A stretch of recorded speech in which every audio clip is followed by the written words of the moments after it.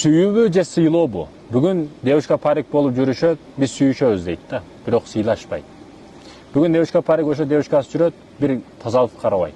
Бир жакшыраак мээрим көрсөтпөйт, бир жакшыраак натыйжада эч нерсе жок да.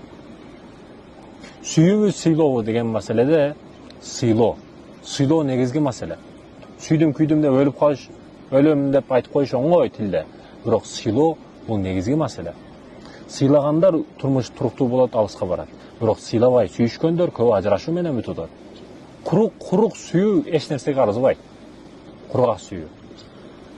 Бар ботинкаңды кийип ал деш бар. Бирок ботинкасын турлап киремдеп, мен кожоюнум деп кийгизип коюш бул башка сыйлоо. Көрдүңүзбү? Мен сүйгөнүмдү качан мени сыйласа мен аны сүйөм. А? Сыйлабаса кантип сүйөсүң аны? Урматың жайга койбосо. Ал эки тараптуу көз карашта бардыгы ушундай. Ошондуктан сүйүү же бүгүнчү ошо девушка парик болуп алышат, девушканын көз караш 100%. Эптеп шимиш керек да, шимки курттар бар го, ошондой жабышып алган баягы бечара балага, 15 жашар балага, 18 жашар балага. Девушка парик болуп алышкан, эми булардын тапканы кыздын ушу тырнагынан чачыгача ашказан.